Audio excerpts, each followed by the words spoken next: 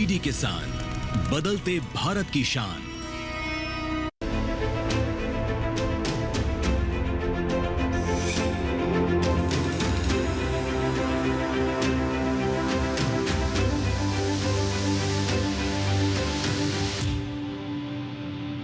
नमस्कार, आप सभी का स्वागत है दूरदर्शन किसान पर। आप देख रहे हैं कार्यक्रम मौसम खबर।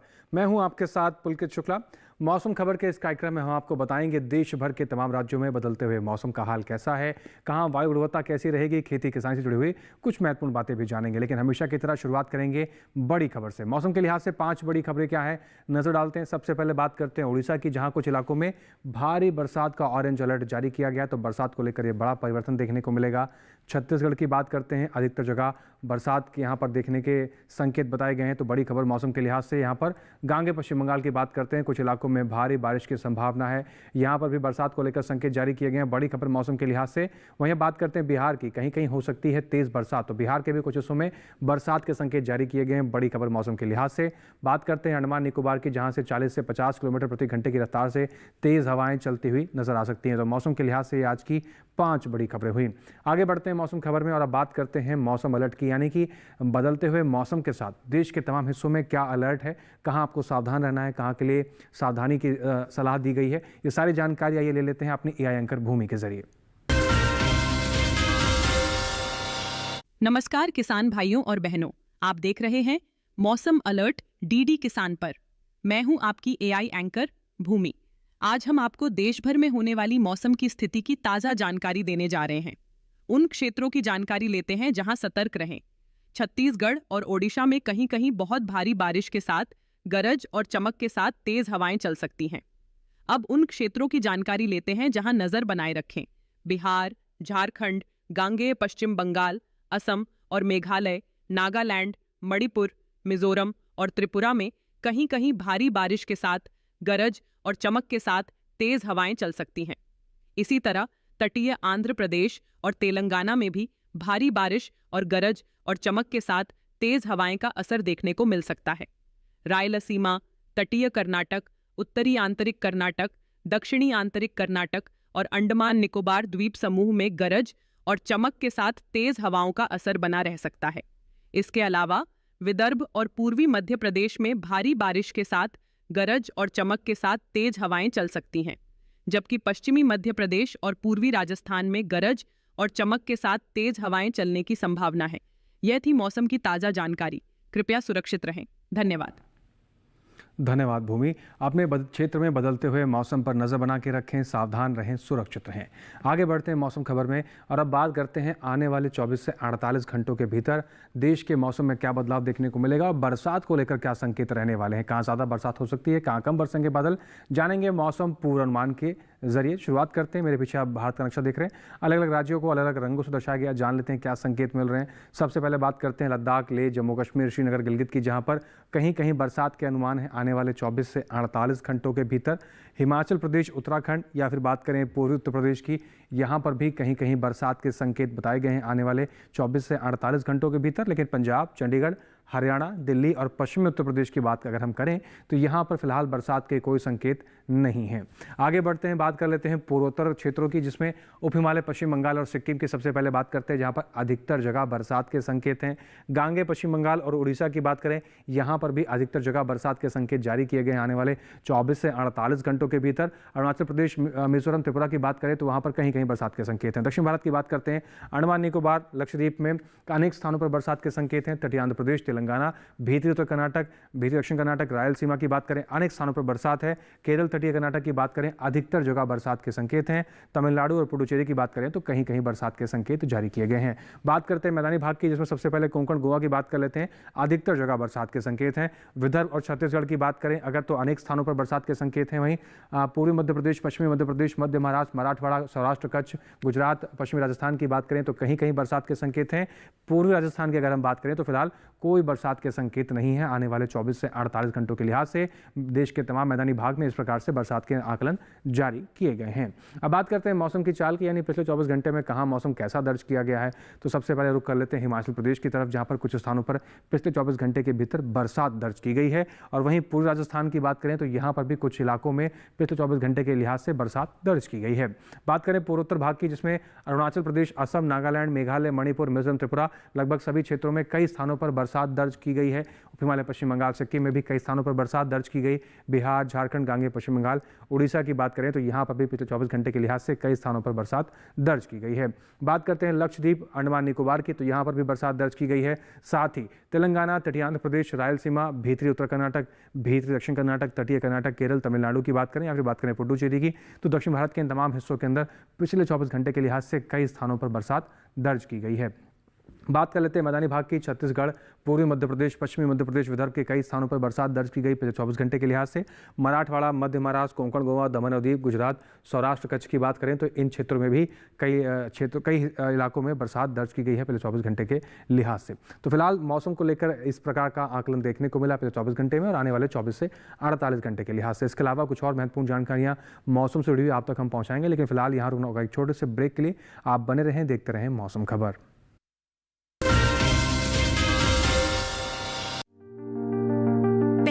टाल दिया करती थी कहकर अगली बार नया पेंसिल बॉक्स हो, मनपसंद साबुन या थोड़ी और दाल। अब जीएसटी जो घट गया है तो अब हर सामान सस्ता हो गया है। अब खुलकर खरीदारी करूंगी, खुद के लिए भी और परिवार के लिए भी।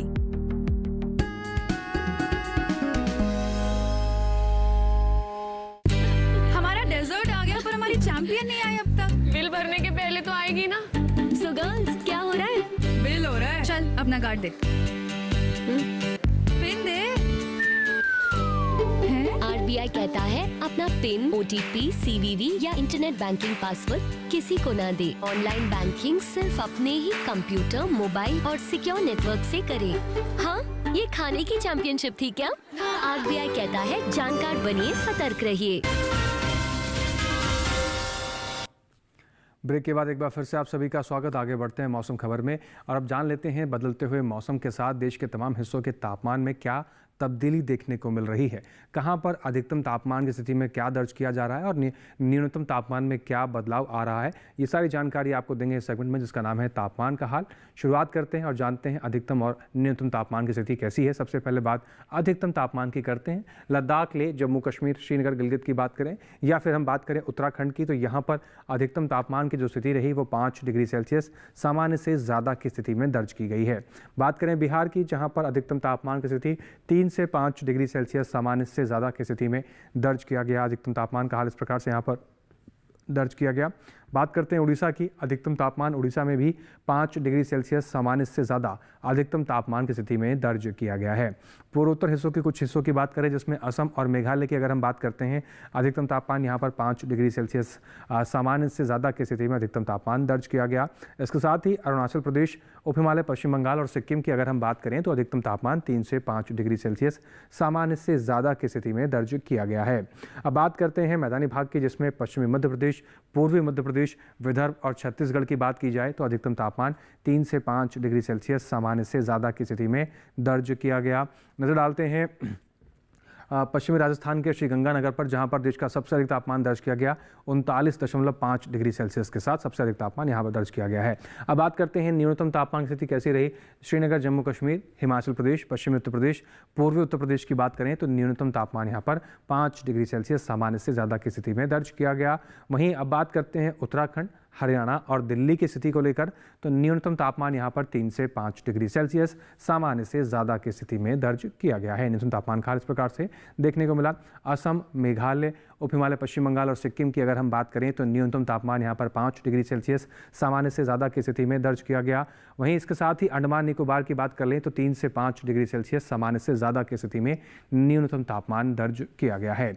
इसके साथ ही आगे बढ़ते हैं और जान लेते हैं पूर्वी मध्य प्रदेश और साथ ही साथ पूर्वी राजस्थान और पश्चिमी राजस्थान के न्यूनतम तापमान की, तो यहाँ पर स्थिति 3 से 5 डिग्री सेल्सियस सामान्य से ज़्यादा की रही। वहीं कच्छ और सौराष्ट्र में भी इसी प्रकार का न्यूनतम तापमान देखने को मिला। पश्चिमी मध्य प्रदेश की अगर हम बात करें तो न्यूनतम तापमान की स्थिति यहाँ पर 5 डिग्री सेल्सियस सामान्य से ज़्यादा की स्थिति में दर्ज की गई है। आगे बढ़ते हैं, अब बात कर लेते हैं मध्य महाराष्ट्र के जेऊर की, जहां पर देश का सबसे कम तापमान दर्ज किया गया है। 17.5 डिग्री सेल्सियस के साथ देश का सबसे कम तापमान मध्य महाराष्ट्र के जेऊर में दर्ज किया गया। इसके साथ ही देश के बाकी बचे हुए हिस्सों में तापमान की स्थिति किस प्रकार से दर्ज की गई है, आइए एक नज़र उस पर भी डाल लेते हैं।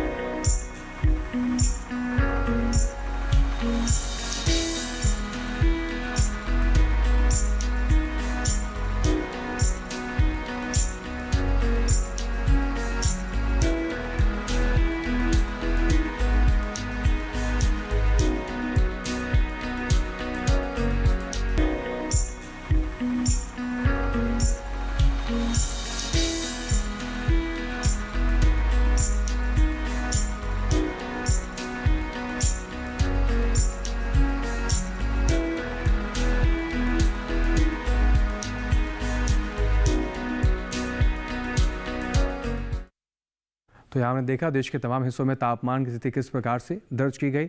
आगे बढ़ेंगे, कुछ और जानकारियाँ आप तक पहुँचाएंगे, लेकिन फिलहाल यहाँ रुकना होगा एक छोटे से ब्रेक के लिए। आप सभी बने रहें, देखते रहें मौसम खबर।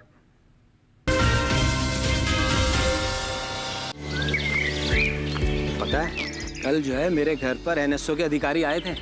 मैंने तो उन्हें सारी सही जानकारी दे दी। हाँ, मेरे घर पे भी आए थे। अच्छा, तो मैंने भी उनको सारी जानकारी दी। ये एनएसओ क्या है और क्या जानकारी दी आप लोगों ने उन्हें? अरे एनएसओ यानी नेशनल स्टैटिस्टिक्स ऑफिस, जो इस समय पूरे देश में हाउस होल्ड हेल्थ एक्सपेंडिचर सर्वे कर रहा है, जिसके अंतर्गत पूछा जा रहा है कि पिछले 1 साल में किस तरीके की बीमारियां हुई हैं, कितना खर्चा आया है और बीमा का फायदा हुआ या नहीं। और अगर किसी घर में महिला माँ बनी है, कोई टीकाकरण की गई जाँचें और डिलीवरी किसके द्वारा हुई, कहाँ हुई, और सबसे जरूरी बात, माँ और बच्चा सुरक्षित है या नहीं। और ऐसी स्वास्थ्य संबंधी जानकारियां इकट्ठी की जाती हैं और हमसे साझा की गई जानकारी के द्वारा सरकार ये तय करती है कि आने वाले समय में स्वास्थ्य संबंधी नीतियां कैसी हों, सुविधाएं बेहतर कैसे बने। और सबसे महत्वपूर्ण बात, ये सारी जानकारी 100% गोपनीय रखी जाती है।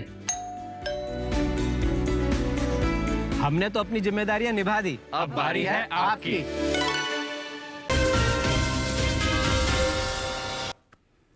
ब्रेक के बाद एक बार फिर से आप सभी का स्वागत। आगे बढ़ते हैं मौसम खबर में और अब बात करते हैं बदलते हुए मौसम के साथ, बदलते हुए तापमान के साथ वायु गुणवत्ता में कितना बदलाव हुआ, कितना सुधार दर्ज किया गया है, ये जानकारी भी ले लेते हैं अपनी एआई एंकर भूमि के द्वारा। अब बढ़ते हैं आगे और जानते हैं कि देश के अलग अलग शहरों में वायु की गुणवत्ता का हाल। सबसे पहले बात देश की राजधानी दिल्ली की। यहाँ वायु गुणवत्ता सूचकांक 126 दर्ज किया गया, जो कि औसत श्रेणी में है, जबकि पुणे की वायु गुणवत्ता संतोषजनक रही। यहाँ का वायु गुणवत्ता सूचकांक 54 दर्ज हुआ। मुंबई की बात करें तो यहाँ की वायु गुणवत्ता अच्छी रही। मुंबई में वायु गुणवत्ता सूचकांक 44 दर्ज हुआ। कोलकाता में वायु गुणवत्ता सूचकांक 45 दर्ज किया गया, जो कि अच्छी श्रेणी में है। बेंगलुरु में वायु गुणवत्ता सूचकांक 57 दर्ज किया गया, जो संतोषजनक श्रेणी में आता है। लखनऊ में भी वायु की गुणवत्ता औसत रही। यहाँ वायु गुणवत्ता सूचकांक 116 दर्ज हुआ। पटना में वायु गुणवत्ता सूचकांक 109 रहा, जो कि औसत श्रेणी में है। उधर हैदराबाद में वायु गुणवत्ता सूचकांक 73 रहा, जो कि संतोषजनक श्रेणी में आता है। अहमदाबाद में भी वायु की गुणवत्ता संतोषजनक रही। यहाँ वायु गुणवत्ता सूचकांक 56 दर्ज किया गया। कृपया अपनी सेहत का ध्यान रखें। हम फिर मिलेंगे, तब तक के लिए नमस्कार। धन्यवाद भूमि। आगे बढ़ते हैं मौसम खबर में और अब आपको जानकारी देते हैं देश के कुछ प्रमुख पर्यटन स्थलों के बारे में। आने वाले 4 दिनों में इन पर्यटन स्थलों पर मौसम का हाल कैसा रहेगा, वहाँ के तापमान में क्या तब्दीली दर्ज की जा सकती है, ये सारे संकेत किस प्रकार से हैं, ये सारी जानकारी आपको देंगे सेगमेंट में, जिसका नाम है पर्यटन पूर्वानुमान, ताकि आप आने वाले 4 दिनों के हिसाब से अपनी तैयारी कर सकें। तो शुरुआत करते हैं, सबसे पहले रुक करते हैं उत्तर प्रदेश के झांसी का, जहाँ पर बुधवार गुरुवार तेज धूप खिलने के आसार हैं। शुक्रवार शनिवार मौसम में तब्दीली है, कुछ जगह बादल छाए रहेंगे, कुछ जगह हल्की फुल्की धूप खिलने के संकेत जारी किए गए हैं। अधिकतम तापमान झांसी के भीतर 36 डिग्री सेल्सियस के आसपास बना हुआ नजर आ सकता है। न्यूनतम तापमान 28 डिग्री सेल्सियस के आसपास की स्थिति बनती हुई नजर आएगी। तो आने वाले 4 दिनों में झांसी का मौसम और झांसी के तापमान में इस प्रकार की तब्दीली के संकेत जारी किए गए हैं। राजस्थान के अजमेर की अगर हम बात करें, बुधवार को तेज धूप खिलने के संकेत हैं। गुरुवार को यहाँ पर मौसम में हल्की सी तब्दीली, कुछ जगह बादल छाए रहेंगे, कुछ जगह हल्की फुल्की धूप खिलने के संकेत। शुक्रवार शनिवार फिर से मौसम में तब्दीली, तेज धूप खिलने के संकेत जारी किए गए हैं। अधिकतम तापमान 33 डिग्री सेल्सियस तक जा सकता है अजमेर के अंदर। आने वाले 4 दिनों के लिहाज से न्यूनतम तापमान 24 डिग्री सेल्सियस के आसपास की स्थिति बनती हुई नजर आ सकती है। तो राजस्थान के अजमेर में आने वाले 4 दिनों में इस प्रकार का मौसम और तापमान देखने को मिल सकता है। महाराष्ट्र के औरंगाबाद की बात करें तो बुधवार को कुछ जगह बादल छाए रहेंगे, कुछ जगह हल्की फुल्की धूप खिलने के संकेत। गुरुवार को गरज चमक के साथ बहुत तेज बरसात के संकेत। शुक्रवार को फिर से मौसम में तब्दीली है, बादल छाए रहेंगे, धूप खिल सकती है। शनिवार को फिर से मौसम में तब्दीली है, बरसात के संकेत जारी किए गए हैं। अधिकतम तापमान की अगर हम बात करें तो 21 डिग्री सेल्सियस से लेकर 32 डिग्री सेल्सियस तक का अधिकतम तापमान आपको देखने को मिल सकता है। न्यूनतम तापमान इसी प्रकार से आपको देखने को मिलेगा। वहीं बात करें कर्नाटक के चिकमगलूर की, जहां पर बुधवार गुरुवार शुक्रवार शनिवार चारों दिन मौसम एक समान के संकेत हैं। कई जगह बादल छाए रहेंगे, कई जगह हल्की फुल्की धूप खिलने के संकेत जारी किए गए हैं। अधिकतम तापमान 22 से 24 डिग्री सेल्सियस के आसपास आपको देखने को मिलेगा, जबकि न्यूनतम तापमान की जो स्थिति है वो 18 से 19 डिग्री सेल्सियस तापमान के आसपास की बनती हुई नजर आ सकती है। तो कर्नाटक के चिकमगलूर में इस प्रकार के मौसम, इस प्रकार के तापमान की तैयारी आप कर सकते हैं। बढ़ते हैं आंध्र प्रदेश के विशाखापट्टनम की तरफ, जहां पर बुधवार गुरुवार शुक्रवार शनिवार चारों ही दिन विशाखापट्टनम में गरज चमक के साथ बहुत तेज बरसात के संकेत जारी किए गए हैं। जबकि अधिकतम तापमान की बात करें तो 29 डिग्री सेल्सियस से लेकर 32 डिग्री सेल्सियस तक का अधिकतम तापमान आपको देखने को मिल सकता है। न्यूनतम तापमान की बात करें तो 24 से 26 डिग्री सेल्सियस के आसपास की स्थिति न्यूनतम तापमान की बनती हुई नजर आएगी। आने वाले 4 दिनों के लिहाज से इस प्रकार का मौसम देखने को मिल सकता है। बात करते हैं असम के सिलचर की, जहां पर बुधवार गुरुवार शुक्रवार शुरुआत के 3 दिन गरज चमक के साथ बहुत तेज बरसात के संकेत जारी किए गए हैं। शनिवार को मौसम में तब्दीली है, कई जगह बादल छाए रहेंगे, कई जगह धूप खिलने के भी संकेत जारी किए गए हैं। अधिकतम तापमान की बात करें तो 35 डिग्री सेल्सियस तक का अधिकतम तापमान आपको देखने को मिलेगा। न्यूनतम तापमान 25 से 26 डिग्री सेल्सियस के आसपास की स्थिति बनती हुई नजर आ सकती है। तो असम के सिलचर में आने वाले 4 दिन मौसम इस प्रकार से, तापमान में तब्दीली कुछ इस प्रकार से दर्ज की जा सकती है। पश्चिम बंगाल के दीघा की बात करें तो बुधवार गुरुवार शुक्रवार शनिवार चारों दिन दीघा में गरज चमक के साथ बहुत तेज बरसात के संकेत जारी किए गए हैं। साथ ही बात कर लेते हैं अधिकतम तापमान की, तो 32 से 33 डिग्री सेल्सियस तक का अधिकतम तापमान आपको देखने को मिलेगा। न्यूनतम तापमान की बात करें तो 24 से 25 डिग्री सेल्सियस के आसपास की स्थिति न्यूनतम तापमान की बनकर नजर आएगी। लेकिन चारों दिन यहाँ पर गरज चमक के साथ बहुत तेज बरसात के भी संकेत जारी किए गए हैं।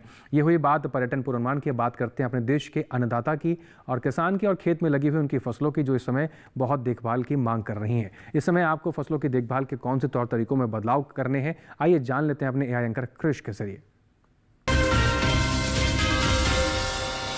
नमस्कार, आप देख रहे हैं डीडी किसान। मैं हूं एआई कृष और आज हम भारत के विभिन्न राज्यों में होने वाली खेती किसानी से संबंधित सलाहों के बारे में पूरी जानकारी देंगे। बिहार के उत्तर पूर्वी जलोढ़ इलाके में मेढ़ों पर सब्जियों की रोपाई करें और इस बात का खास ध्यान रखें कि खेतों में फालतू पानी जमा ना हो। उत्तर पश्चिमी जलोढ़ मैदानी क्षेत्र में मध्य अवधि वाली उन्नत किस्म की फूल गोभी की रोपाई करें। छत्तीसगढ़ की बात करें तो यहाँ के उत्तरी पहाड़ी क्षेत्र में फूल गोभी और पत्ता गोभी की नर्सरी तैयार करने का काम करें। राजस्थान में कम आर्द्रता वाले दक्षिणी मैदानी और अरावली पर्वतीय क्षेत्र में पत्ता गोभी और फूल गोभी की नर्सरी तैयार करें। राजस्थान के पूर्वी मैदानी क्षेत्र में तैयार उड़द की फसल की कटाई करने के बाद सूखे और सुरक्षित स्थान पर रखें। राजस्थान के संक्रमणकालीन और अर्धशुष्क पूर्वी मैदानी क्षेत्र में मोठ, मूंग और उड़द की पकी हुई फलियां तोड़ने का काम करें, क्योंकि पकी फलियां तोड़ने में देरी होने पर वह खुद चटक कर खराब हो सकती है।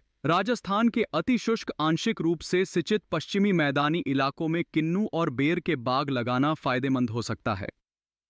आंध्र प्रदेश की बात करें तो यहाँ के उच्च ऊंचाई वाले जनजातीय क्षेत्रों में धान, गन्ना और मक्का के खेतों से फालतू पानी बाहर निकालें। आंध्र प्रदेश के बारिश वाले इलाकों में रागी, मूंगफली, अदरक और हल्दी की खड़ी फसल में फालतू पानी जमा होना ठीक नहीं है। यहाँ के किसान फलों के बागों और सब्जियों के खेतों में भी पर्याप्त जल निकासी की व्यवस्था करें। दक्षिणी आंध्र प्रदेश में कुल्थी की बुवाई करें। मूंगफली की कटाई वर्षा रहित दिनों में करें। मूंगफली की कटी हुई उपज को बोरियों में भरकर सुरक्षित जगह रखें। इसी तरह कृषि और किसानों से जुड़ी हर महत्वपूर्ण जानकारी के लिए हमारे साथ जुड़े रहिए और देखते रहिए डीडी किसान। धन्यवाद। धन्यवाद कृष। साथ ही वैज्ञानिक दृष्टिकोण से इस समय देश के तमाम हिस्सों में फसलों की देखभाल के कौन से तौर तरीकों में आपको बदलाव करने हैं, आइए जान लेते हैं भारत मौसम विज्ञान विभाग की वैज्ञानिक डॉक्टर आशा लटवाल से। सलाह दी जाती है कि खड़ी फसलों एवं बागानों से अतिरिक्त जल की निकासी की उचित व्यवस्था बनाए रखें। वर्षा की अवधि के दौरान उर्वरकों तथा कीटनाशकों का प्रयोग पूरी तरह से स्थगित कर दें तथा पालतू पशुओं को शेड के अंदर ही रखें। उड़ीसा के उत्तर मध्य पठारी क्षेत्र में कद्दू, भिंडी, बैगन आदि जैसी परिपक्व सब्जियों की कटाई करें तथा उन्हें सुरक्षित स्थान पर संग्रहित करें। धान, मूंग, मक्का, अरहर, रागी और सब्जियों के खेतों से अतिरिक्त जल की निकासी हेतु जल निकासी नालियों का रखरखाव करें। उत्तर पूर्वी घाट क्षेत्र में मक्का, रागी और सब्जियों के खेतों से, उत्तर पूर्वी तटीय मैदानी क्षेत्र में धान, गन्ना एवं सब्जियों के खेतों और फलों के बागानों से तथा पूर्वी घाट उच्च भूमि क्षेत्र और दक्षिण पूर्वी घाट क्षेत्र में धान, अरहर, मक्का, अदरक और सब्जियों के खेतों से अतिरिक्त वर्षा जल की निकासी हेतु उचित व्यवस्था करें। गांगे पश्चिम बंगाल के तटीय लवणीय क्षेत्र में शीतकालीन सब्जी के खेतों और पान के बागानों में तथा लेटेराइट और लाल मृदा क्षेत्र में धान और सब्जी के खेतों में उचित जल निकासी सुनिश्चित करें। झारखंड के पश्चिमी पठारी क्षेत्र में अरहर, मक्का, रागी एवं सब्जियों के खेतों में अतिरिक्त जल की निकासी हेतु उचित व्यवस्था करें। तो बताई गई सभी बातों का किसान भाई विशेष रूप से ध्यान में रखकर खेती किसानी में आगे बढ़ें। इसके साथ ही अब आगे बढ़ते हुए बात कर लेते हैं आज की फसल की। ये समय पालक की बुआई का चल रहा है। पालक एक ऐसी फसल है न जो केवल किसान भाइयों को आर्थिक रूप से मजबूत कर सकती है, बल्कि पौष्टिक रूप से भी किसान भाइयों को साथ साथ आम जनता को भी इससे बहुत सारे फायदे हो सकते हैं। तो पालक की बुआई करते समय आपको किन बातों का ध्यान रखना है, आइए जान लेते हैं एक रिपोर्ट के जरिए। इस समय पालक की बुआई की जा सकती है। पालक को मैदानी और पहाड़ी दोनों क्षेत्रों में बोया जा सकता है। वैसे तो इसे किसी भी प्रकार की मिट्टी में बोया जा सकता है, फिर भी दोमट मिट्टी इसके लिए सर्वोत्तम मानी जाती है। अलग अलग राज्यों के लिए अलग अलग किस्में हैं। किसान वैज्ञानिकों से सलाह लेकर बीज का चुनाव कर सकते हैं। अच्छी नमी से बुआई करने पर तुरंत सिंचाई की जरूरत नहीं पड़ती। फिर भी बुआई के 8 से 10 दिन बाद सिंचाई करना आवश्यक है। इसके बाद 10 से 15 दिन के अंतराल पर सिंचाई करते रहें। पत्तियों की हर कटाई के बाद सिंचाई करना ना भूलें। खरपतवार नियंत्रण के लिए बोने के 15 से 20 दिन बाद पहली निराई गुड़ाई कर दें। पालक के लिए 2 से 3 बार निराई गुड़ाई करनी चाहिए। पत्तेदार सब्जियों में आमतौर पर बीमारी नहीं लगती, फिर भी अगर बीमारी लग जाए तो कटाई के बाद दवा छिड़कें ताकि पत्तियों पर दवाई का असर ना हो। वैसे पालक में सर्कोस्पोरा लीफ स्पॉट और डंपिंग ऑफ जैसी बीमारियों की आशंका रहती है। लीफ माइनर, चैंपा, माहू और इल्ली जैसे कीट पालक की पत्तियों को नुकसान पहुंचा सकते हैं। बचाव के लिए विशेषज्ञों की सलाह पर उचित दवाएं छिड़कें। ध्यान रखें कि फसल में किसी भी प्रकार की दवा का छिड़काव करने से पहले कृषि विशेषज्ञों से सलाह जरूर लें। पालक की 1 हेक्टेयर में 80 से 100 क्विंटल तक पैदावार होती है। इसे कई बार काटा जा सकता है। तो पालक की बुआई करने वाले किसान भाई इन सभी बातों का विशेष रूप से ध्यान में रखकर पालक की खेती में आगे बढ़ें, अच्छा खासा उत्पादन आप ले पाएंगे। इसके साथ ही आज के मौसम खबर में बस इतना ही। मौसम खबर में दिखाई गई हर एक जानकारी को किसान भाई दोबारा से भी देख सकते हैं। हम आपको आपके टेलीविजन स्क्रीन पर एक QR कोड दिखा रहे हैं, इसको स्कैन कीजिए, सीधा पहुंच जाएंगे डीडी किसान के YouTube चैनल पर। वहां पर भी दिखाई गई हर एक जानकारी को आप दोबारा से भी घर बैठे देख सकते हैं। और उम्मीद करते हैं दिखाई गई हर एक जानकारी से हमारे किसान भाइयों को लाभ हो रहा होगा। इसके साथ ही आज के मौसम खबर में बस इतना ही। फिर से हाजिर होंगे नई जानकारियां लेकर। आप हमें दीजिए इजाजत, बने रहें डीडी किसान के साथ। नमस्कार।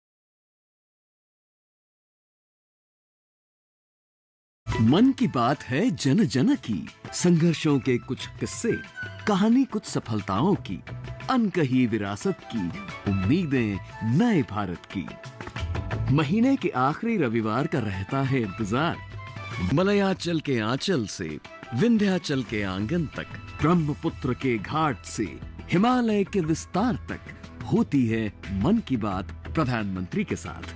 तो सुनिए इस महीने 28 सितंबर सुबह 11 बजे मन की बात आकाशवाणी और दूरदर्शन के सभी चैनलों पर और प्रसार भारती के OTT प्लेटफॉर्म वेव्स पर सजीव प्रसारण लाइव स्ट्रीमिंग के माध्यम से।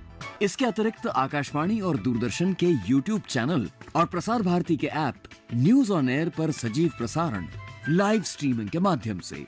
तो याद रखें, रविवार 28 सितंबर सुबह 11 बजे मन की बात।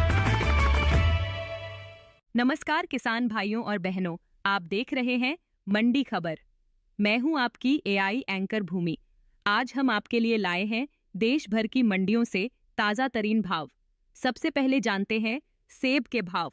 गुजरात की पोरबंदर मंडी में सेब का भाव रहा 6,000 रुपये प्रति क्विंटल। पंजाब की लुधियाना मंडी में सेब के सौदे 3,000 रुपये प्रति क्विंटल पर हुए। राजस्थान की जोधपुर मंडी में सेब 5,500 रुपये प्रति क्विंटल पर बिका। अब जानते हैं नींबू के भाव। गुजरात की राजकोट मंडी में नींबू का भाव रहा 3,000 रुपये प्रति क्विंटल। पंजाब की जलालाबाद मंडी में नींबू का कारोबार 3,000 रुपये प्रति क्विंटल पर हुआ। उत्तर प्रदेश की बदायूं मंडी में नींबू की खरीद 4,120 रुपये प्रति क्विंटल पर हुई। आइए जानते हैं अमरूद के भाव। महाराष्ट्र की मुंबई मंडी में अमरूद का भाव रहा 5,500 रुपये प्रति क्विंटल। राजस्थान की श्रीगंगानगर मंडी में अमरूद 1,500 रुपये प्रति क्विंटल पर बिका। उत्तर प्रदेश की अलीगढ़ मंडी में अमरूद का कारोबार 2,100 रुपये प्रति क्विंटल पर हुआ। सभी भाव आवक और गुणवत्ता के अनुसार हैं। तो ये था आज का मंडी भाव। आप देखते रहिए DD किसान। धन्यवाद। हमारा GST कहाँ से GST लगता है? हाँ GST? हाँ, वो गब्बर सिंह टाइप। अपने गांव की जमीन बेच कर आया हूँ दादी। लेकिन GST तेरी जमीन तो सिर्फ 50 लाख की थी। तो 50 लाख आपकी भी तो थी अम्मा जी। ये मूवी बनाएगा मूवी। अरे पागल हो गया तुम? देखो, जब कोई बड़ा काम करता है ना तो लोग कहते हैं वो पागल हो गया, मगर जब वो काम कर लेता है तब भी लोग यही कहते हैं कि वो पागल हो गया। वो क्यों कहते हैं? काम के पीछे पागल था तो सक्सेस हो गया। ऐसी मेरी मूवी मस्त एकदम बड़े पर्दे पे दिखाई देगी। समधिन वर्सेस समधे, सोमवार से शुक्रवार शाम 6:30 बजे DD नेशनल पर। किसी ने तीर कमान हाथ में ले रखी है तो कोई बैलगाड़ी हाँक रहा है। किसी ने सर पर लकड़ियों का गट्ठर रखा है तो कोई ढोलक बजाने में मगन है। ये कोई ऐसे वैसे गुड्डे गुड़िया नहीं, ये आदिवासी गुड्डे गुड़िया हैं। इन्हें बनाया है शांति देवी परमार और रमेश परमार ने, जिन्होंने इस आदिवासी कला को दुनिया भर में पहचान दिलाई है। भारत के गांवों से ऐसी कहानियां जो आपको अपनी जिंदगी बेहतर तरीके से जीना सिखाएंगी, जो दुनिया को देखने का एक नया नजरिया दे जाएंगी। देखिए गांव से विद नीलेश मिश्रा, सिर्फ दूरदर्शन पर। सोमवार से शुक्रवार शाम 6 बजे DD नेशनल पर। भाई अब तुम्हारे भरोसे ही सारा मिशन। ससुर जी, ये सब सट्टा पट्टा सब पहले से तय था कि शिखर हमारी बहन कल्पना से शादी करे। सीधा अनिका के रूम में जाना।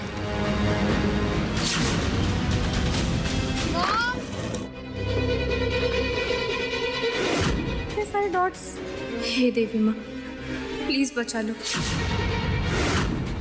हिमाचल से ओलंपिक तक का सफर सोमवार से शुक्रवार शाम 7:30 बजे, पुनः प्रसारण सुबह 9:30 बजे DD नेशनल पर।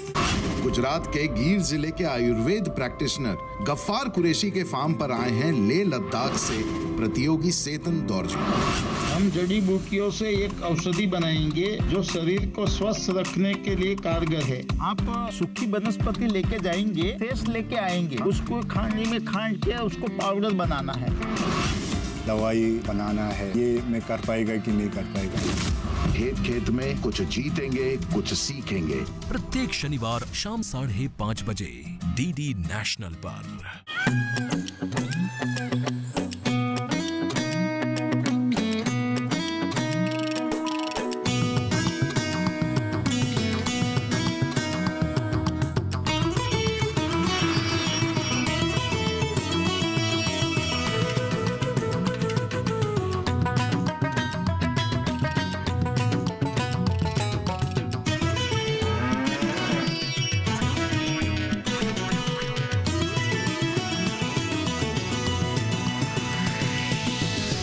किसान, बदलते भारत की शान।